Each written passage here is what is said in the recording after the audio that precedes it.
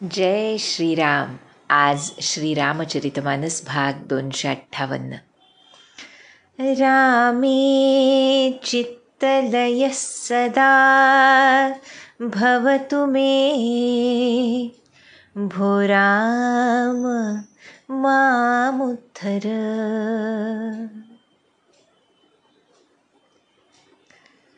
अनंत कृपा करून प्रभू जीवाचा उद्धार तेव्हा करतात ज्या वेळेला त्याच्याकडून विकल्पविरहित भक्ती घडते. प्रभूंनी अनेक वेळा रामायणामधून सांगितलं, छल कपट त्यागून जो मला भजतो त्याचं मी कल्याण करतो, त्याला मी माझा म्हणतो. आणि यासाठीच रामायणासारखे ग्रंथ अत्यंत शुद्ध बुद्धीनं, शुद्ध बुद्धी कोणती तर जी सद्गुरूंना पूर्णपणे समर्पित आहे, भगवंतांना समर्पित आहे, अशा बुद्धीनं रामायण वाचणाऱ्याला चित्तलय काय असतो ह्याची चुणूक सद्गुरू कृपेनं मिळते ग्रंथपठण करतानाच. कारण त्याच्या मनबुद्धीमधले सर्व विकल्प लयाला गेलेले असतात, सर्व शंका विरून गेलेल्या असतात आणि भगवंतांचं स्मरण हे चित्तात जाऊन वसलेलं असतं. अशा भक्ताला रामायणामध्ये प्रत्येक गोष्टच सकारात्मक, आयुष्याला पूरक, चित्तलयाला पूरक, भक्तीला पूरक, ज्ञानाला पूरक अशी दिसते. जशी ती संतश्रेष्ठ तुलसीदासांना दिसली आणि ते बघून, प्रत्यक्ष बघून त्यांनी ते कागदावर उतरवलं. त्याचाच आस्वाद आज आम्ही घेतोय आणि हा खरा आस्वाद आहे, कारण त्याच्यामध्ये कुठेच किलमिशाला जागाच ठेवलेली नाही तुलसीदासांनी. इतर काही रामायणांमधून जे प्रसंग कोणत्याही प्रकारचा विकल्प यायला अनुकूल आहेत, असे प्रसंग तुलसीदासांनी अशा तऱ्हेनं हाताळलेत आणि त्याचं खरं स्वरूप आमच्यासमोर ठेवलं आहे. म्हणून तुलसीदास श्रेष्ठ. सर्वच संत श्रेष्ठ आहेत, पण जिथे तुलसीदासांसारखा भक्त आपल्या मायबाप सीतारामांच्या आयुष्यामधली प्रत्येक घटना ही भक्तपणानं आमच्यासमोर ठेवतो.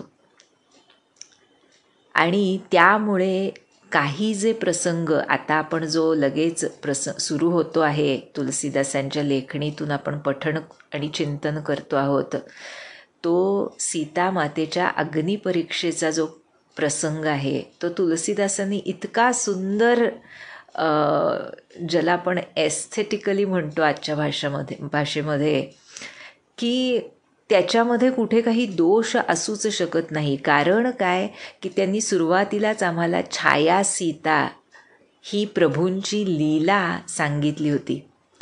रावणानं सीतामातेचं हरण करण्यापूर्वी, त्यामुळे ह्या अग्निपरीक्षेच्या घटनेला एक लीलाधिक्याचं स्वरूप आलं आहे आणि त्यामुळेच तो प्रसंग प्रभूंच्या आणि मातेच्या लीलेचाच भाग बनून तो ह्या कथानकाला पुढे नेतो.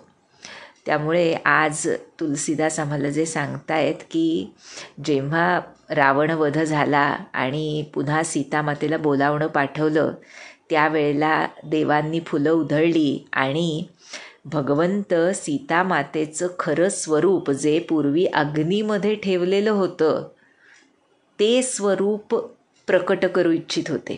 छाया सीता लंकेत गेली होती, निज स्वरूप अग्नीमध्ये होतं आणि त्यामुळे ते प्रकट करण्यासाठी प्रभू आता लीला करतायत. कारण आपण त्यावेळेससुद्धा बघितलं की लक्ष्मणाला सुद्धा याची कल्पना नव्हती. फक्त सीतारामांच्या एकांतात झालेला संवाद असं त्याचं स्वरूप आमच्यासमोर तुलसीदासांनी ठेवलं आहे. आणि त्यामुळे जेव्हा सीतामाता परत आली तेव्हा पुढे काय घडलं त्याचं वर्णन तुलसीदास आता करतायत.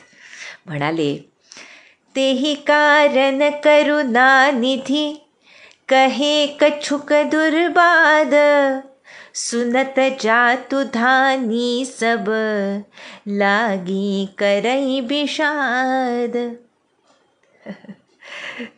आणि तुलसीदास सांगतायत की ते निजस्वरूप मातेचं प्रकट करण्यासाठी करुणेचे भांडार, करुणा निधान असे श्रीराम लीला करण्यासाठी कछुक दुर्बाद कहे. बरं का, काहीतरी कठोर बोललेत. काय भक्तपण आहे पहा तुलसीदासांचं. एक शब्द प्रभूंबद्दल किंवा मातेबद्दल ते काय बोलले ह्याचा उल्लेख सुद्धा केलेला नाही तुलसीदासांनी. इतिहासकार ह्याला तुलसीदासांचं एक प्रकारे त्यांनी लपवून ठेवलं आहे वगैरे वगैरे आरोप करताना दिसतात. ते इतकं वृथा आहे. जो भक्त नाही त्याला समजूच शकत नाही तुलसीदासांची भावना. कारण भक्ताला आपल्या आराध्याच्या मुखातून नेहमी सत्शब्दच येणार आणि जर काही वेगळा विपरीत शब्द आला तर तो लीलेसाठीच येणार याची खात्री असते. आणि हे इमॅजिनेशन नव्हे किंवा काहीतरी एखादी गोष्ट लपवण्यासाठी केलेली ही असा बांधलेलं कथानक नव्हे. तुलसीदासांनी हे प्रत्यक्ष नजरेसमोर बघून अनुभवून लिहिलेलं कथानक आहे. त्यामुळे त्याच्याबद्दल शंका घेऊच शकत नाही आम्ही, निदान भक्त तरी. त्यामुळे इथे तुलसीदास सांगतायत लीलेसाठी काही कठोर बोलले मातेला. बरं का, आपणही त्यामध्ये खोलात शिरायलाच नको. कारण इथं तुलसीदासांनी ज्या भावनेनं ते नुसतं मेन्शन केलं आहे ती भावना अबाधित राहिली पाहिजे. त्यामुळे लीलेसाठी काही दुर्बाद कठोर श्रीराम बोलले ते ऐकून राक्षसींना मात्र वाईट वाटलं. हे पण फार गोड आहे पहा. म्हणजे तुलसीदास आपले आई आणि वडील, अनेक ठिकाणी तुलसीदासांनी म्हटलं आहे ना की सीता माझी आई आणि श्रीराम माझे वडील.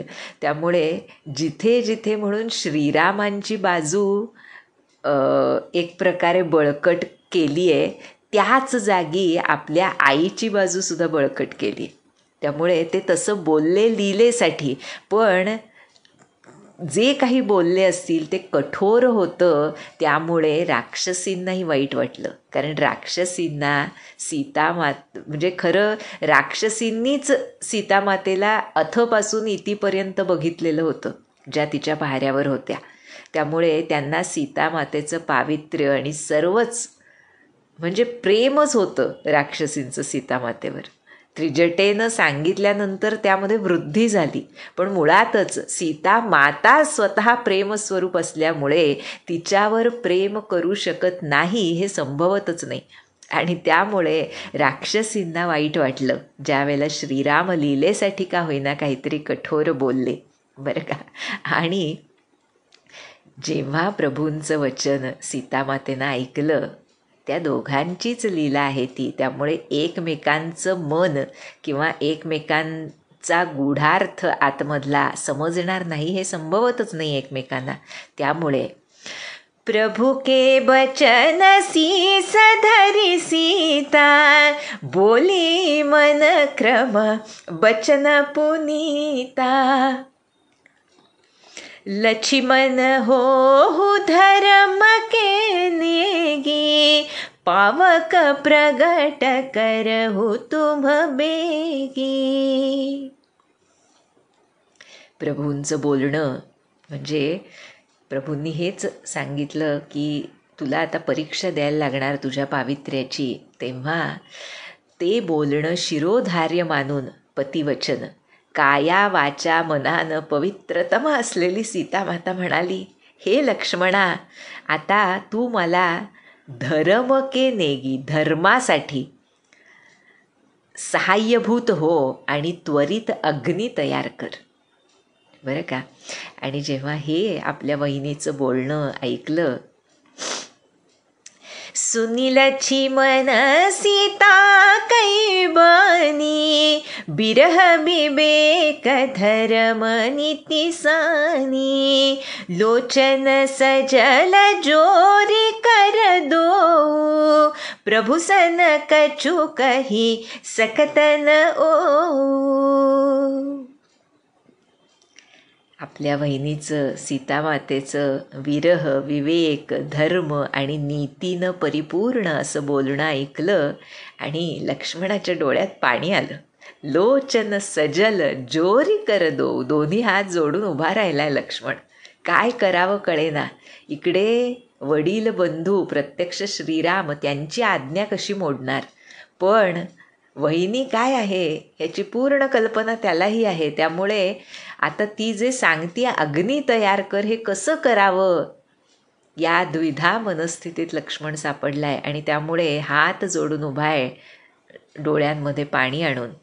पण देखी राम रुखलची मन धाये, पावक प्रगटी काठ बहुलाये, पावक प्रबल देखी बेदेही, हृदय हर्ष नहीं भय कछुतेही.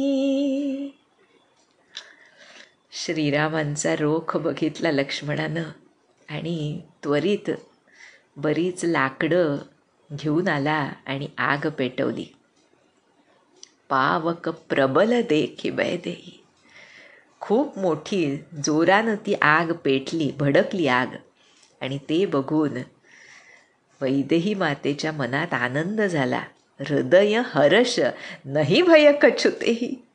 कसलीही भीती वाटली नाही. धैर्याची परिसीमा आहे सीतामाता. सहनशीलतेची परिसीमा आहे. तितिक्षा हा शब्दच तिच्यावरून निघालेला असावा अशी ती आहे. आणि भीतीचा लवलेश तिच्या अंतःकरणात असणंच शक्य नाही. जिच्या आशीर्वादानं हनुमंतांना अष्टसिद्धी मिळतात, तिच्या मनात कसलं भय. त्यामुळे म्हणतीये माता आता की जौ मन बचक्रम मम उर्माही, तजी रघुबीर आन गती नाही, तौ कृसानु सब कई गति जाना, मो कहु हो श्रीखंड समाना. सीतामाता सुद्धा आता लीलेचाच भाग आहे ती. त्यामुळे म्हणती आहे की काया वाचा मनानं जर माझ्या हृदयामध्ये रघुनाथांना सोडून दुसऱ्या कुणाचा विचारही जर आला नसेल, तर हे अग्निदेव सबकई गती जाना, म्हणजे सर्वांच्या मनामध्ये काय आहे ते जाणणारे अग्निदेव, माझंही मनोगत जाणून घ्या आणि माझ्यासाठी चंदनासम शीतल व्हा. अग्निदेव तसे होवोत अशी प्रार्थना अग्निदेवांना सीतामाता करते. हे जे वाक्य आहे हे खरोखर म्हणजे असं वाटतं ना की प्रभूंची लीला ही जणू सीता मातेचं पावित्र्य स्पष्ट करण्यासाठी नाही. प्रभूंना माहीत नाही असं संभवतच नाही. सीता मातेचा मोठेपणा, सीता माता काय आहे आणि ती अर्धांगिनी आहेच, आणि त्याबरोबर तिचं दिव्य देवत्व स्वरूप काय आहे हे सुद्धा जनमानसाला समजावं, यासाठी सुद्धा ही प्रभूंची लीला आहे. एका दृष्टीनं विचार केला तर सहज लक्षात येण्यासारखं आहे. आणि त्यामुळे इथे कोणताही विकल्प तुलसीदासांसारख्या संतांच्या मनात येत नाही. अनेकांच्या मनात रामायण म्हटलं की सुरुवातच विकल्पांपासून होते. तसं न व्हावं ह्याची खबरदारी तुलसीदासांनी अशी लहान लहान गोष्टी आम्हाला दाखवून, त्याला लीलेचं स्वरूप देऊन आणि भक्तानं भगवंताबद्दल कसा दृष्टिकोन ठेवला पाहिजे म्हणजे आम्ही मनक्रम वचनाने शुद्ध होऊ, हे लक्षात आणून देण्यासाठी ह्या गोष्टी लिहिल्या आहेत. त्यामुळे फार महत्त्वाच्या आहेत. हे काही घटना ज्या आहेत रामायणामधल्या त्या तुलसीदासांच्या लेखणीमधून वाचण्यामध्ये आमचं मन पवित्र होत जातं, शुद्ध होत जातं. अगदी सुरुवातीला बालकांडामध्ये असा एकदा उल्लेख केला गेला होता की अशी एक परीक्षा करावी आपण स्वतःची स्वतः. मुख्यतः जे नामस्मरण करणारे आहेत त्यांना हा अनुभव खूप सहज येतो की तुलसी रामायण वाचताना मनामध्ये दुष्ट विचार, कुविचार किंवा कोणत्याही प्रकारचे विपरीत विचार येऊच शकत नाहीत. अशी ती शक्ती आहे तुलसीदासांच्या भक्तीची. फक्त त्यासाठी थोडीशी ती तादात्म्य पावण्याची कला सद्गुरू कृपेनं आम्हाला मिळावी अशी प्रार्थना करून हे पठण चिंतन करावं लागतं. आणि ते जर केलं तर खऱ्या अर्थानं तुलसीदास आम्हाला काय सांगू बघतायत ह्या प्रसंगांमधून हे लक्षात येतं. मग ते प्रसंगांसाठी प्रसंग उरत नाहीत, त्यामधून आमची अंतःशुद्धी साधते. आणि सर्व ग्रंथ पठणाचं उद्दिष्टच अंतःशुद्धी आहे. त्यामुळे ते साधलं तर खऱ्या अर्थानं सीता मातेचं पावित्र्य काय आहे आणि तसं पावित्र्य आमच्या अंतरंगामध्ये कसं येईल हे आम्हाला समजू शकतं. त्यामुळे इथे म्हणतायत की अग्निदेव माझं मनोगत जाणून माझ्यासाठी चंदना समान शीतल होवोत, अशी प्रार्थना सीतामाता करतीये. अशी प्रार्थना करून माता त्या धगधगणाऱ्या अग्नीमध्ये प्रवेश करती झाली. श्रीखंड समपावक प्रवेश कियो सुमिरी प्रभु मैथिली, जय कोसले समहेश बंदित चरण रति अति निर्मली, प्रतिबिंब अरुलौकिक कलंक प्रचंड पावक महुजरे, प्रभु चरित काहु न लखे नभसुर, सिद्ध मुनि देखहि खरे, धरि रूप पावक पानि गहि श्री, सत्य श्रुति जग विदित जो, जिमि क्षीर सागर इंदिरा राम ही समर्पियानि सो, सो राम वाम विभाग राजति, रुचिर अति शोभा भली, नवनील नीरज निकट मानहु, कनक पंकज की कली. हृदयामध्ये प्रभू श्रीरामांचं स्मरण करून आणि ज्यांच्या चरणांचं वंदन प्रत्यक्ष महादेव करतात आणि ज्यांच्यावर सीतामातेचं अतिशय शुद्ध असं प्रेम आहे, अशा कोसलपतींचा जय जयकार करत जानकीनं चंदनाप्रमाणे शीतल झालेल्या त्या अग्नीमध्ये प्रवेश केला. छाया सीतेनं म्हणजे सीतेच्या प्रतिबिंबानं त्या बिंबरूप सीतेमध्ये त्या चितेत प्रवेश केला आणि तिचा लौकिक कलंक त्या प्रचंड धगधगणाऱ्या अग्नीमध्ये जळून गेला म्हटलंय तुलसीदास. लौकिक कलंक प्रचंड पावक महुजरे, म्हणजे असं होऊ शकलं असतं, कुणाचा अपवाद येऊ शकला असता असा कलंक. याचा अर्थ मैथिलीचा कलंक नव्हे, तो केवळ असा अपवादाचा कलंकसुद्धा त्या आगीमध्ये जळून गेला. आणि प्रभूंची ही लीला कुणालाच समजू शकली नाही. देव सिद्ध ऋषी मुनी सर्व आकाशात उभे राहून ही सीतामातेची अग्निलीला बघत होते. आणि त्यावेळेला जेव्हा सीतामातेनं अशा रीतीनं अग्नीमध्ये स्वतःला समर्पित केलं, त्यावेळेला प्रत्यक्ष अग्निदेव शरीर धारण करून आले आणि खऱ्या म्हणजे बिंबरूप सीतेचा हात धरून, बरं का, कशी आहे ही सीता, सत्य श्रुती जगविदित जो, वेदांमध्ये आणि जगामध्ये प्रसिद्ध असलेल्या ह्या पवित्रतम अशा सीतेचा हात धरून तिला श्रीरामांना समर्पित केलं अग्निदेवानं. कशी, जिमी क्षीर सागर इंदिरा राम ही समर्पी आनिसो. ज्याप्रमाणे क्षीरसागरानं भगवान विष्णूंना लक्ष्मी समर्पित केली होती, तशी ही बिंबरूप सत्य सीता अग्निदेवानं श्रीरामांना समर्पित केली. आणि मग सीता श्रीरामांच्या वामभागी डाव्या बाजूला विराजमान झाली. तेव्हा अतिशय सुंदर अशी ती जोडी दिसत होती. जणू नव्या नुकत्याच उमललेल्या निळ्या कमळाजवळ सोनेरी कमळाची कळी शोभून दिसावी अशी ती सीतारामांची जोडी शोभून दिसत होती, जे सर्व देव आणि ऋषीमुनी आकाशातून बघत होते.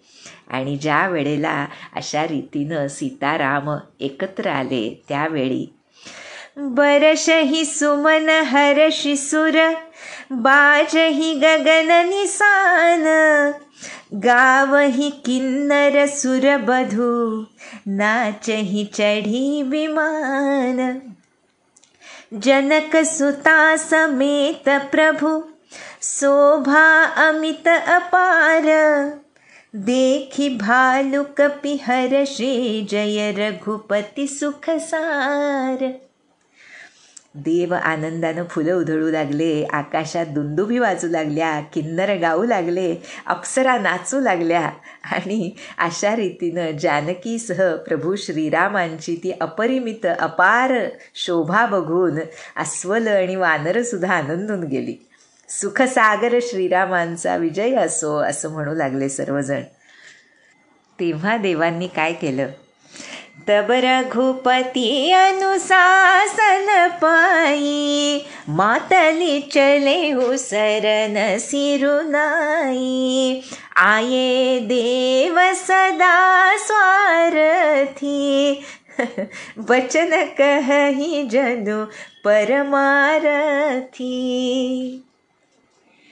हा सोहळा झाल्यानंतर रघुनाथांची आज्ञा घेऊन त्यांच्या चरणकमलांवर मस्तक नमवून इंद्र आपला सारथी मातली याला सोबत घेऊन निघून गेला स्वर्गलोकी. आणि तुलसीदास सांगतायत, आता नेहमी जे स्वार्थी आहेत असे देव आले बरं का. आपल्या स्वार्थासाठी हे सर्व घडवून आणलं त्यांनी, ते देव आले आणि आता ते जणू परमार्थी असल्याप्रमाणे बोलू लागले. तुलसीदासांची वाणी. त्यामुळे म्हणतायत आता हे देव काय बोलू लागले तर, दीनबंधु दयाल रघुराया देवकीनी देवन परदाया विश्वद्रोहरत यह खलकामी निज अघ गय कुमार गगामी तुम समरूप ब्रह्म अविनाशी सदा एक रस सहज उदासी अकल अगुण अज अनघ अनामय अजित अमोघ शक्ति करुणामय मीन कमठ सुकर नरहरि बामन परशुराम बपुधरी जब जब नाथ सुरन दुख पायो नाना तनु धरी तुम्हि न सायो यह खल मलिन सदा सुरद्रोही काम लोभ मद रत अति कोही अधम शिरोमणि तव पद पावा यह मरे मन विस्मय आवा हम देवता परम अधिकारी स्वार्थ रत प्रभु भगति बिसारी भव प्रवाह संतत हम परे अब प्रभु पाहि शरण अनुसरे. सर्व देव श्रीरामांची स्तुती करतायत. आता म्हणाले, हे दीनबंधू, हे कृपानिधान रघुराज, हे परमदेव, तुम्ही आम्हा सर्व देवांवर मोठी कृपा केली आहे. विश्वाचा जो द्रोह करत होता असा हा दुष्ट, कामी आणि कुमार्गी रावण स्वतःच्याच पापामुळं नष्ट झालाय. तुम्ही समरूप आहात, समदर्शी आहात, ब्रह्म आहात, अविनाशी, नित्य, एकरस, सहज उदासी, अखंड आहात, निर्गुण, अजन्मा, निष्पाप, निर्विकार, अजेय आणि अमोघ शक्तीचे युक्त आहात आणि दयासिंधू आहात. हे प्रभो, तुम्हीच मत्स्य, कूर्म, वराह, नृसिंह, वामन, परशुराम ही शरीर धारण केली.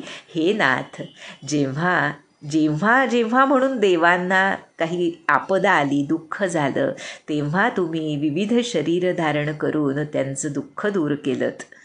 आता हा रावण जो होता तो अत्यंत दृष्ट, मलिन हृदयी, देवांचा कायमचा शत्रू होता, कामी, लोभी, अत्यंत क्रोधी होता, मद ज्याच्यामध्ये होता, असा अधर्म शिरोमणी होता रावण. पण त्यानं सुद्धा तुमचं परमपद प्राप्त केलं तुमच्या कृपेनं. या गोष्टीचं मात्र आम्हाला आश्चर्य वाटतं.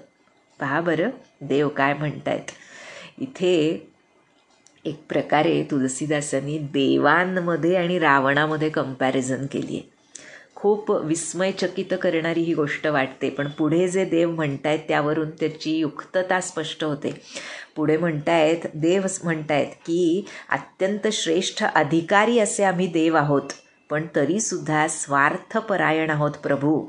तुमची भक्ती विसरून निरंतर जन्ममृत्यूच्या चक्रात अडकलोय. त्यामुळे आता हे प्रभो, तुम्हाला शरण आलोय, आमचं रक्षण करा. जे म्हटलं दोघांमध्ये फरक आहे. आपण बघितलं रावणाची विरोध भक्ती होती, वैर होतं, पण अखंड वैर होतं, अखंड स्मरण होतं. हे देव जे अत्यंत उन्नत योनीला पोहोचलेत आपल्या शुभकर्मांनी, बरं आपल्या पुण्यकर्मांनी स्वर्गलोकीचं ऐश्वर भोगतायत, पण स्वार्थी आहेत. सर्व भक्ती त्यांची जी आहे ती सकाम आहे, त्यामुळे त्याला भक्ती म्हणताच येत नाही. एक प्रकारे म्हणतायत तेच स्वतः. कारण प्रत्येक जो सकामी पुरुष असतो त्याला आपला स्वार्थ बाहेर दाखवला नाही तरी हृदयामध्ये माहीत असतो. इथं हे देव आहेत त्यामुळे कबूल करतायत प्रभूंसमोर की आम्ही स्वार्थीच आहोत, पण भक्ती विसरून जन्ममृत्यूच्याच चक्रात सापडलोय. म्हणजे जसं आम्हाला सर्व संत सांगतात की भक्ती करायची असेल तर तुम्हाला मानव शरीरच धारण करावं लागतं. देवसुद्धा इच्छा करतात भक्ती करण्याची, मानव शरीर प्राप्त करून घेण्याची. कारण देवयोनी, देवलोक ही फक्त भोग योनी आहे. फक्त तिथे भोग भोगण्यासाठीच ते स्थान मिळालेलं असतं पुण्यकर्मांच्या जोरावर. म्हणून आम्हाला पाप पुण्याच्या पलीकडे घेऊन जाणाऱ्या नामस्मरणाचं महत्त्व महाराज सांगतात. म्हणून महाराज आम्हाला निष्काम भक्तीचं महत्त्व परोपरीनं सांगताना दिसतात. म्हणून महाराज आम्हाला रामाकडे माझी मागण्याची बुद्धी नष्ट कर हे मागण्याची अजिजी करताना दिसतात अक्षरशः. कारण असं म्हटलं जातं, एक संत खूप ठासून सांगायचे की आपल्यापैकी सर्वांनी आपण अनेकदा इंद्रपद भोगलेलं आहे. म्हणजे देवपद आम्ही अनेकदा भोगलेलं आहे, पण तो पुण्यांश संपला की पुन्हा धरतीवर जन्म घ्यावाच लागतो. आणि हे जन्ममृत्यूचं चक्र स्वर्गलोकीची प्राप्ती झाल्यानंतर सुद्धा दूर होऊ शकत नाही. संस्कृती ज्याला म्हटलं जातं, संस्कृती ती नष्ट होऊ शकत नाही देवयोनीमध्ये सुद्धा. आणि म्हणून नामस्मरण करून त्याच्या पलीकडे प्रभुपदी निश्चल राहण्याची संधी मनुष्य जन्मामध्ये आम्हाला भगवत कृपेनं मिळालेली आहे. त्यांच्या अगाध कृपेमुळे आम्हाला सद्गुरू प्राप्ती झालेली आहे, ज्याची तळमळ ह्या देवांना लागली आहे की आमचा उद्धार कधी होणार. रावणाचा उद्धार केला तुम्ही, आमचा नाही होते. म्हणजे रावणाला परमपद मिळालं म्हणजे त्याला पुन्हा जन्म नाही.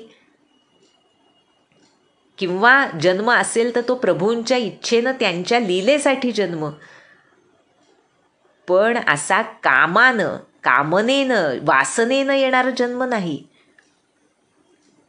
त्यामुळे देवसुद्धा इथे प्रभूंना आमची ही वासना दूर करा एक प्रकारे मागतायत, आमचा स्वार्थ दूर करा आणि भक्ती करून आम्ही पार पावावं या भवसागराचे, याकरता आम्ही तुम्हाला शरण आलोय, आमचं रक्षण करा असं मागतायत. अशा रीतीनं देवांनी स्तुती केली. करी बिनती सुरसिद्ध सब, रहे जह तह कर जोरी, अति सप्रेम तन पुलकी विधी, अस्तुती करत बहोरी. अशी विनंती करून देव आणि सिद्ध तिथंच हात जोडून उभे राहिले. आता अत्यंत प्रेमानं पुलकित होऊन ब्रह्मदेव स्तुती करतायत प्रभूंची. बरं का, फार सुंदर स्तुती आहे. ब्रह्मस्तुती ही लंकाकांडामधली म्हणजे रामायणामधली अतिशय महत्त्वाची, अत्यंत भक्तजनांमध्ये संतजनांमध्ये प्रिय अशी ही स्तुती आहे. ती आपण बघूया.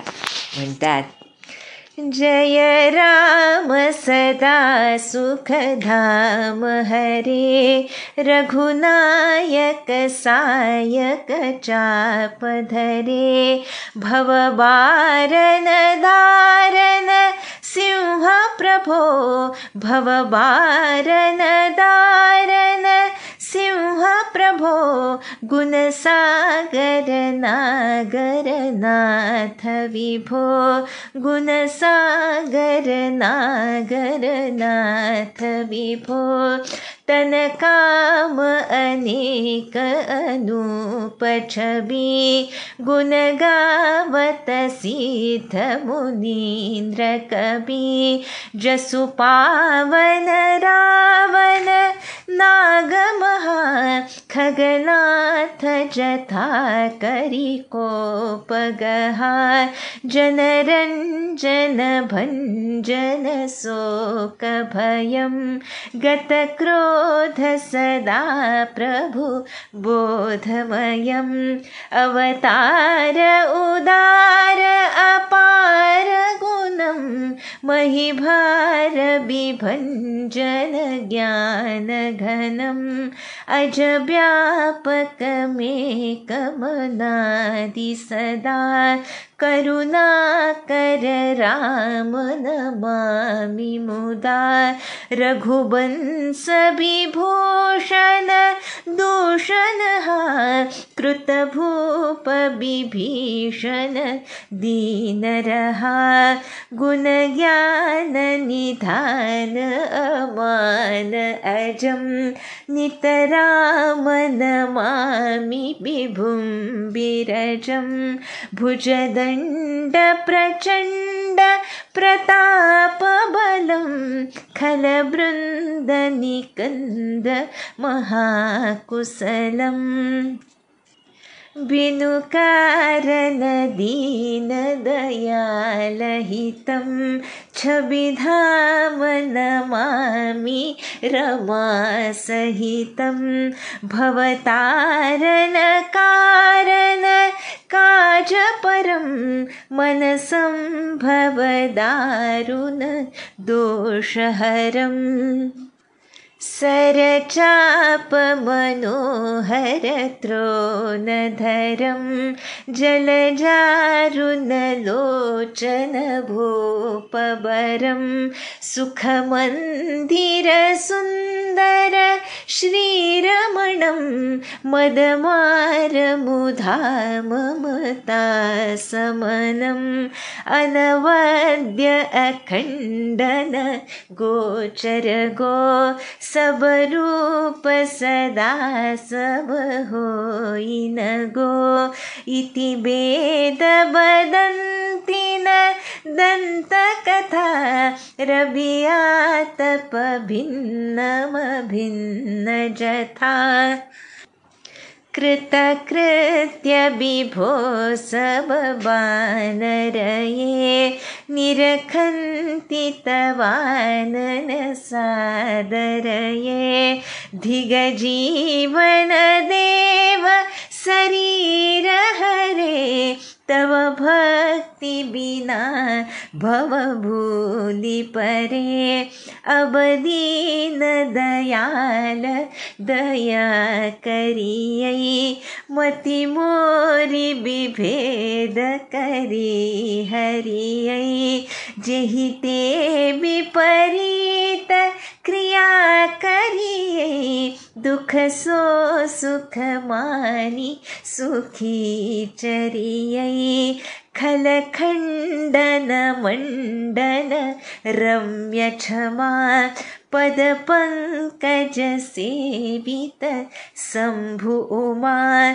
नृपनायक दे वरदानमिदं, चरणाम्बुज प्रेम सदा सुभदं। चरणाम्बुज प्रेम सदा सुभदं। चरणाम्बुज प्रेम सदा सुभदं. काय म्हणतायत ब्रह्मदेव? म्हणतायत, हे नित्य सुखधाम दुःख हरण करणारे श्रीहरी, धनुष्यबाण धारण केलेले श्री रघुनाथ तुमचा विजय असो. हे प्रभो, भवरूप हत्तीचा नाश करणाऱ्या सिंहासमान तुम्ही आहात. हे नाथ, हे स्वामी, हे सर्व व्यापक तुम्ही गुणसमुद्र आहात आणि सज्जनांचे शिरोमणी आहात. तुमच्या शरीराचं सौंदर्य अनेक कामदेवांसमान आहे, पण अनुपम सौंदर्यशील असं आहे. सिद्ध मोठमोठे मुनी ऋषी कवी अखंड तुमचं गुणगान करत असतात. अत्यंत पवित्र अशी तुमची कीर्ती आहे. हे श्रीराम, तुम्ही रावणरूपी महासर्पाला एखाद्या क्रुद्ध झालेल्या गरुडाप्रमाणे पकडलत. सेवकांना आनंद देणारे आहात हे प्रभो. शोक भय यांचं निवारण करणारे, क्रोधरहित गतक्रोध आहात आणि नित्य ज्ञानस्वरूप आहात. तुमचा अवतार हा अत्यंत श्रेष्ठ, अनंत अपार अशा दिव्य गुणांनी परिपूर्ण, पृथ्वीचा भार उतरवणारा, महिभार बिभंजन आणि ज्ञानघन असा आहे. पण असा तुम्ही अवतार घेतलेला असलात तरीसुद्धा हे श्रीराम, तुम्ही नित्य अजन्मा, व्यापक, अद्वितीय आणि अनादी आहात. हे करुणाकर राम, मी तुम्हाला अत्यंत आनंदानं नमस्कार करतो. हे रघुकुलभूषण, हे दूषण राक्षसाचा संहार करणारे, सर्व दोष हरण करणारे, तुम्ही विभीषण हा अत्यंत दीन होऊन तुमच्याजवळ आला तेव्हा त्यालासुद्धा लंकेचा राजा बनवलंत. हे गुणनिधान, हे ज्ञाननिधान, हे मानरहित असलेल्या श्रीरामा, हे अजन्मा, व्यापक, माईक विकारांनी रहित श्रीरामा, मी तुम्हाला नित्य नमस्कार करतो. तुमच्या भुजदंडांचं बळ आणि प्रताप हा अगाध आहे. दुष्ट समूहांचा नाश करण्यामध्ये तुम्ही निपुण आहात. आणि कसे आहात? बिनुकारण दीन दयाल हितम आहात. दीनांवर, दैन्य लीन जनांवर अकारण दया करणारे आहात. त्यांचे हित करणारे आहात. शोभेचं धाम आहात. आणि अशा जानकीसह विराजणाऱ्या तुम्हाला मी नमस्कार करतो. भवसागरातून तारून नेणारे तारू आहात. आणि जी कारणरूप प्रकृती आहे आणि जे कार्यरूप विश्व आम्हाला दिसते, या दोन्हीच्या पलीकडे आहात हे श्रीराम. मनात जे भयंकर दोष निर्माण होतात प्रकृतीगत, त्यांचं हरण करणारे तुम्ही आहात. कसे दिसताय तुम्ही? मनोहर असा बाण, धनुष्य आणि सुंदर त्रोण भाता धारण करणारे आहात. लाल कमळांप्रमाणे रक्तवर्ण तुमचे नेत्र आहेत. राजांमध्ये सर्वश्रेष्ठ, सुखधाम, सुंदर अशा श्री लक्ष्मीचे वल्लभ आहात. आणि मद, काम आणि खोट्या आसक्तीचा विनाश करणारे आहात तुम्ही श्रीराम. दोषरहित आहात, अनवद्य, अखंड आहात. इंद्रियांचा विषय तुम्ही नाही, म्हणजेच इंद्रिय गोचर तुम्ही नाही. सदा सर्व रूप असून सुद्धा तुम्ही ते सर्व कधी झाला नाहीत. म्हणजेच सर्वांमध्ये राहून सुद्धा तुम्ही दशांगुले उरला जे आम्ही म्हणतो तसे आहात असं वेद म्हणतात. ही काही दंतकथा नाही. ब्रह्मदेव सांगतायत बरं की ज्याप्रमाणे सूर्य आणि सूर्यप्रकाश हे वेगळे असूनही वेगळे नाहीत, त्याप्रमाणे तुम्ही सुद्धा संसारामध्ये असूनही त्याहून भिन्नही नाही आणि अभिन्नही नाही, किंवा भिन्नही आहात आणि अभिन्नही आहात. बरं का. रवी आतप भिन्नम भिन्न जथा. आणि हेच सत्य आहे. त्यामुळे हे सर्वव्यापी प्रभू सर्व वानर कृतार्थ झालेत. अतिशय आदरानं निरखंती तवानन सादरय. अत्यंत आदरानं तुम्हाला निरखतायत, तुमचं मुखदर्शन करतायत. हे श्रीहरी आम्हा अमरांचं जीवन आणि देव शरीर यांचा धिक्कार असो. हे जे देव शरीर आम्हाला मिळाले त्याचा धिक्कार असो, कारण तुमच्या भक्तीनं रहित आहोत आम्ही आणि सांसारिक विषयांमध्येच गुंतून पडलो आहे. त्यामुळे हे दीनदयाळ आता दया करा आणि भेद उत्पन्न करणारी माझी बुद्धी हरण करा. तिच्यामुळेच मी विपरीत कर्म करतो आणि जे दुःख वाट्याला येतं त्यालाच सुख मानून आनंदानं फिरत असतो. तुम्ही दुष्टांचं खंडन करणारे आहात आणि मंडन रम्य क्षमा, पृथ्वीचे अतिशय सुंदर अलंकार आहात. तुमच्या चरणकमलांची सेवा प्रत्यक्ष शंभू आणि उमामातेकडून होते. हे राजांचे महाराज, तुमच्या चरणकमलांच्या ठाई माझं सदा अनन्य प्रेम राहो असं वरदान मला द्यावं. अशी स्तुती ब्रह्मदेवांनी प्रभुचरणी सादर केली. विनय किन्ही चतुरानन प्रेम पुलक अतिगात शोभा सिंधु बिलोकत लोचन नाही अघात. अशा रीतीनं ब्रह्मदेवांनी प्रेमानं पुलकित होऊन विनंती केली प्रभुचरणी की मला तुमच्या चरणकमलांच्या ठाई प्रेम मिळो, हेच वरदान मला द्यावं. आणि अशा रीतीनं शोभेची खाण अशा श्रीरामांचं दर्शन घेताना ब्रह्मदेवांचे नेत्र तृप्तच होत नव्हते.